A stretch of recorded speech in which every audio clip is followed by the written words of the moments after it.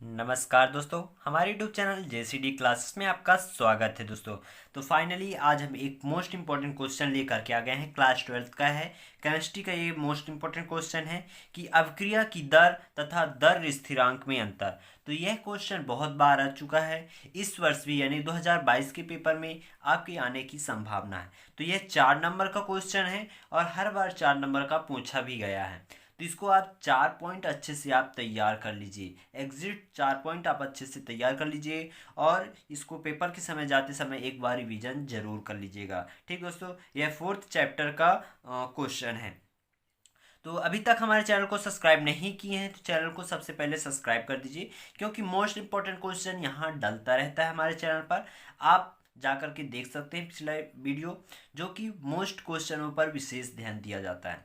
ठीक दोस्तों, और हाँ, यदि आपको केमिस्ट्री का पूरा नोट्स चाहिए, क्लास 12th का नोट्स पूरा चाहिए, तो आपको नीचे लिंक मिल जाएगा, वहाँ पास से जा कर के आप केमिस्ट्री का पूरा ऑल चैप्टर का नोट्स पीडीएफ के रूप में डाउनलोड कर सकते हैं, बिल्कुल फ्री।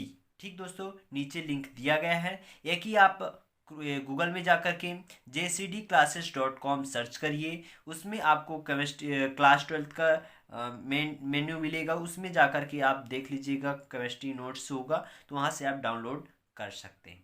ठीक, तो चलते हैं वीडियो की ओर। तो यहाँ पास देखिए दोस्तों, अवक्रिया दर और दर स्थिरांक में अंतर। यह क्वेश्चन मोस्ट इंपॉर्टेंट क्वेश्चन है दोस्तों, मैं फिर से आपको बता दे रहा हूँ और आपको इसको अच्छे से तैयार करना है।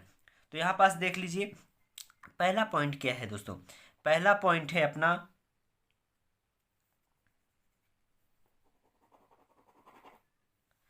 इकाई समय में। क्या है? इकाई समय में अपक्रिया के सांद्रण में कमी।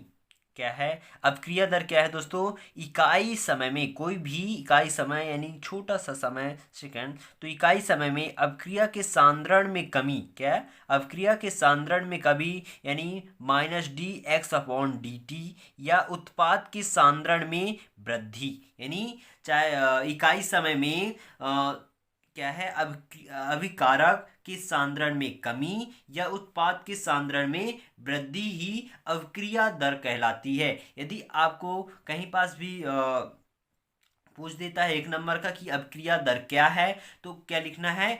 इकाई समय में अभिकारक के सांद्रण में कमी या उत्पाद के सांद्रण में क्या? वृद्धि। अभिकारक के सांद्रण में क्या होता है? कमी, या उत्पाद के सांद्रण में वृद्धि ही अभिक्रिया दर कहलाती है।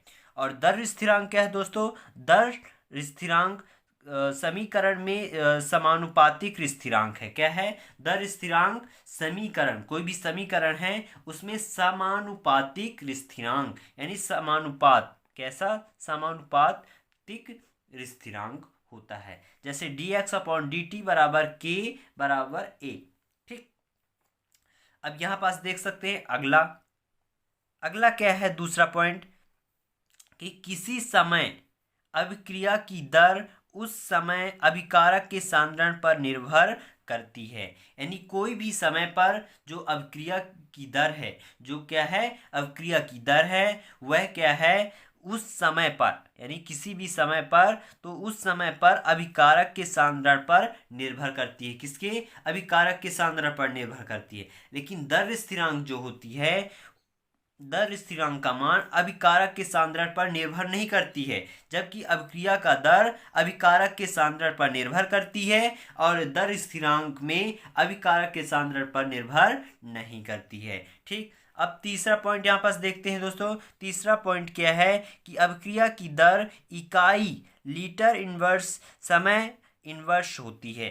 ठीक ना, क्या होती है? अभिक्रिया की दर की इकाई क्या होती है? लीटर इनवर्स समय इनवर्स होती है, जबकि दर स्थिरांक की इकाई अभिक्रिया की कोटि पर निर्भर करती है। किसमें दोस्तों? अभिक्रिया की कोटि पर निर्भर करती है, ना कि इसकी इकाई होती है। तो यह किस पर निर्भर करती है? अभिक्रिया की कोटि पर निर्भर करती है। लेकिन अभिक्रिया दर की इकाई क्या होती है? लीटर इनवर्स समय इनवर्स होती है। ठीक, फिर यहाँ पास देखते हैं चौथा पॉइंट। चौथा पॉइंट क्या है दोस्तों? यहाँ पास देख लीजिए कि साम्यावस्था पर अग्र अभिक्रिया का वेग पश्च अभिक्रिया के वेग के बराबर होता है।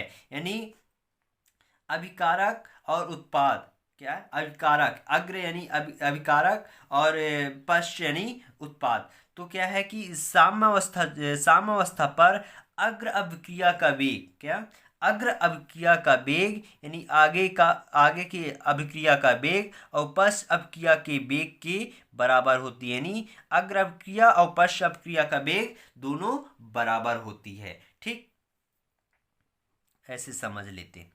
तो ये अग्र अभिक्रिया, ये पश्च अभिक्रिया हो गई। तो अग्र अभिक्रिया का वेग और पश्च अभिक्रिया का वेग क्या होती है, बराबर होती है दोनों। ठीक, लेकिन साम्यावस्था पर अग्र अभिक्रिया का वेग नियतांक व पश्च अभिक्रिया का वेग नियतांक के अनुपात साम्य नियतांक के बराबर होती है। ठीक, तो यानी नियतांकों के अनुपात, यानी दोनों के अनुपात के साम्य नियतांक के क्या होती है, बराबर होती है। तो आपको समझ में आया होगा पूरे के पूरे पॉइंट, इसको आप अच्छे से तैयार कर लीजिए। और जहां पास भी डाउट होता है आप नीचे कमेंट कर सकते हैं और मैं इसको फिर से समझाने की कोशिश करूंगा यदि आपको समझ में नहीं आया होगा। आई होप आपको समझ में आ गया होगा और आप इसको अच्छे से तैयार कर लीजिएगा।